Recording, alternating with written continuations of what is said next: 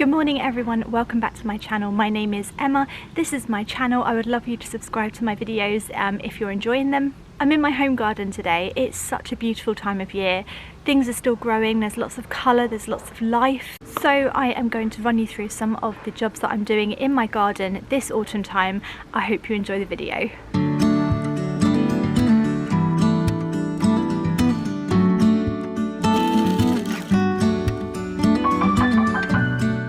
First job I want to talk about is feeding the birds. It's so important, especially in the autumn winter months, to make sure that you're still feeding the birds. Not only is it a lovely thing to do, but the birds are running out of food at this time of year and it's just a great way of helping them out. Nature's Hangout sent me this lovely bird feeder. I really love it. It's got these little suckers on the back and it's obviously see-through, as you can see. It means that you can put it onto your window and fill it with some lovely bird feed and watch the birds through the window as they come and feed.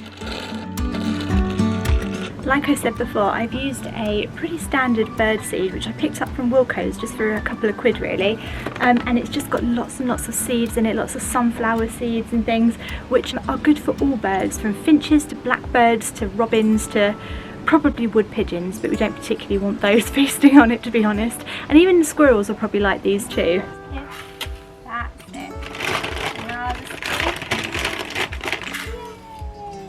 So what birds are you hoping that we're going to attract with this?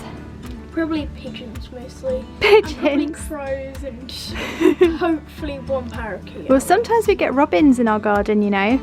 We might get a robin. At least one parakeet. One parakeet. It'd be great to have a parakeet, wouldn't it? Now, if you look closely at this and I move some of the seed out the way, you will see that there are some little holes in the bottom of this, and this is so that the rainwater will drain out so that your seed or whatever kind of food you put in here is not going to get soaking wet in the rain. Also, these little suction pads here are super strong, which means they're going to withstand any kind of storm or any kind of bad weather outside as well, which is definitely what you need. You don't want your birdies falling off the window with this, so that's really good. And of course it comes with this removable tray in the middle, which makes it really easy to clean.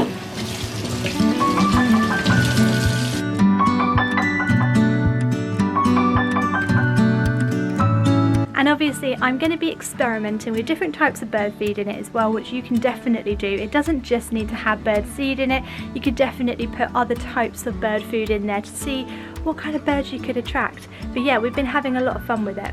If you want any more information about the bird feeder, I will leave all my links below in the description as usual. And yeah, it's so important to feed the birds, and this is just a great way of doing it. And of course, don't forget to leave out some water for them too.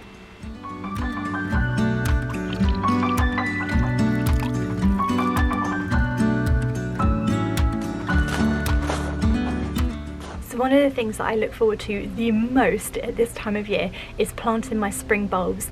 This year I'm going to put some in the pots just down here, which are going to be directly outside my kitchen and my window, so I'm going to get to see them all basically, and some of them are going to go into the garden, and that's going to be more for the pollinators and insects, just because I'm not going to be able to see them when they're like right up there. My garden's kind of like on a higher level, I don't know if you've noticed.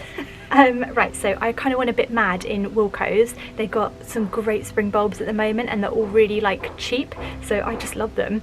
I've gone for some of these which are the double early foxtrot, and I've gone for the pink colour. I love these because they're like double petals, you know, like a tulip is usually like this, which is my fingered crystal star, which I've gone for in yellow, and you can see that these ones are quite tall and narrow, and then these ones are kind of got more petals. If you're a subscriber of my channel, you do know that I do love petals. I also love the double-headed cosmos as well, so beautiful. So I got some of those. I also went for the darker colour, which is the double early queen of Marvel, and it's again a double-headed tulip, and it's just a dark pink. I have another Another pack of the light pink ones. I got these daffodils, which are the Tahiti ones. I think these are so beautiful. They do come up in my garden naturally, so I'm going to put some in a pot, I think. And they've got the lovely orange in the middle of them, which I think is so sweet. And they're only tiny, teeny tiny, so they're beautiful. And then I've gone for some crocus because I thought that'd be really good for the pollinators and the insects. But I've gone for these ones, which are the giant crocus, and I went for the Vernus mix, which has got purple and yellow and white in it. It's so beautiful. But yeah, I went for the giant ones just because I thought, why not? The bigger the better. The first thing to do is to prepare where my bulbs are going to go, and some of these pots down here are finished with the vegetables, so we're going to take the vegetables out and replace them with some of the bulbs. So let's get going with that.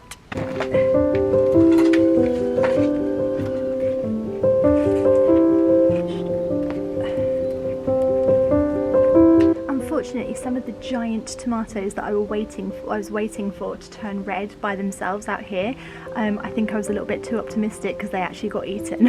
Oh, it's these ones down here. Here they are. You see, these are my absolute massive giant ones. Look at that.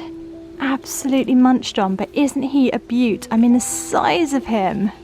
I'm absolutely gutted that he got eaten, and then the one next to him's obviously been munched on as well. But yeah, I think the rest of them up here I'm going to pick now and just try and ripen on my windowsill. Can't win them all.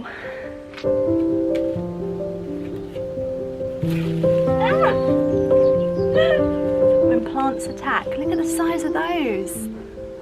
Amazing.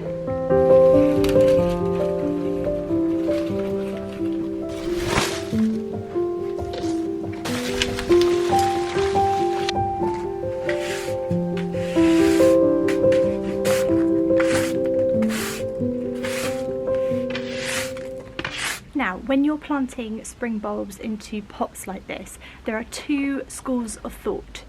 The first is that you group them together, so I'd have all of these in one pot and then all of these in another pot, and basically you treat each pot as like a group of flowers and you put them all together and they look all beautiful. However, I'd like to experiment a little bit, and I'm going to mix and match them. So I'm going to have like some of these in a pot, some of these in the same pot, and then some little crocuses around the edge and things like that. So I'm just going to play about with them and have some fun. But you can just decide which effect you want, basically.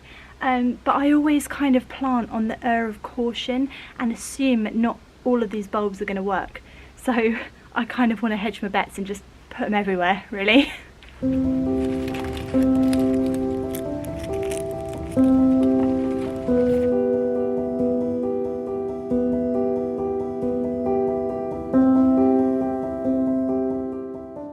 It's always good to lay your bulbs out on the top of the soil first, and you can kind of envision where the flowers are going to be. Now these are all tulips. These are yellow and the pink double-headed tulips, and they need to be about 6 inches below the surface. But the way of knowing is look at your bulb. It needs to be about 3 times the height of the bulb.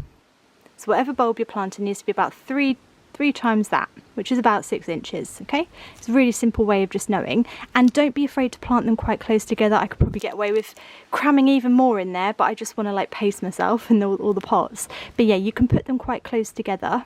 Actually, one of the best ways that I found to think about flowers is that the more under stress and under pressure you put the flower plant, the more likely the plant is to produce flowers.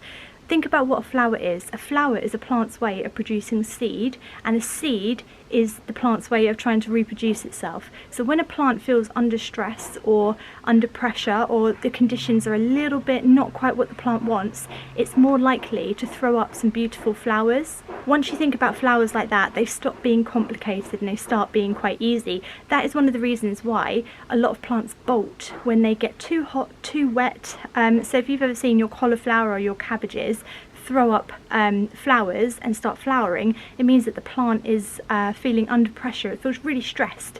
It doesn't know what to do, so it starts trying to reproduce itself and throws up flowers instead.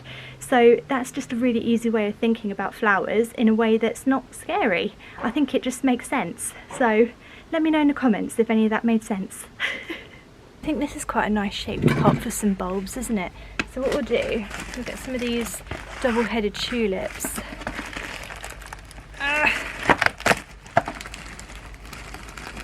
Put those in along the back like that.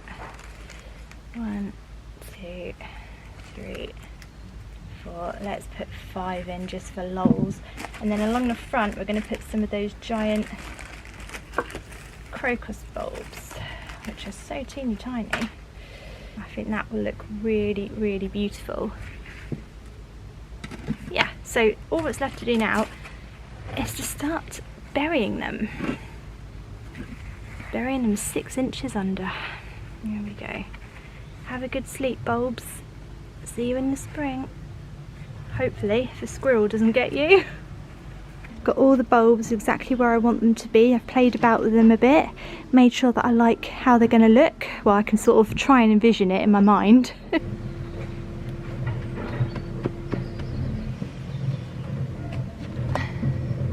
While I'm getting on with planting these up, I'll show you some other jobs that I'm getting up to in the garden this autumn time. So this first job might divide a few of you, and it's actually to mow the lawn. Now there is actually a reason why I do this. Not only is the lawn still quite long at this time of year and does need a little bit of maintenance, but I'm also finding that when the grass is long, rainwater and morning dew tends to stick around for longer on the grass, and this isn't great because it can spread disease, and that's the last thing I want on my lawn. My head and my heart was definitely not in weeding today. I was just not feeling it, but I do know the garden needs it. So my advice for weeding is little and often, just little patches where you can and when your head is in it. Also finding that my dahlias are falling over a lot, so I'm constantly staking them. Don't forget that dahlias can keep flowering right into November, so it's worth taking the time to look after them. But most importantly, still getting out into your gardens and enjoying all of this autumn sunshine that we're having and all of the colour and the flowers that are still blooming. I've got this lovely, what's it called, gladioli behind me. I planted these in a pot and one has flowered, and it is just absolutely stunning. And even though I've only got one, there we go, I'm still loving it. Also these beautiful sunflowers. Now I didn't actually sow these. This is a mystery sunflower that sowed itself. It came up and it's a multi-headed one, and it has just been flowering since about June, and it's showing no signs of stopping, and I'm just here for it. And here's just a quick reminder to check out the beautiful bird feeder from Nature's Hangout. All the details are in the description bar below. So even if you don't feel like doing any gardening jobs whatsoever in your garden, I would love to know that you are still getting out there and enjoying it, because there's so much beauty still to be enjoyed out in your gardens, and vitamin D, sunshine is so good for the soul. I hope you enjoyed this video. If you did, do subscribe to my YouTube channel. I will see you again next week. Have a lovely gardening weekend. Bye!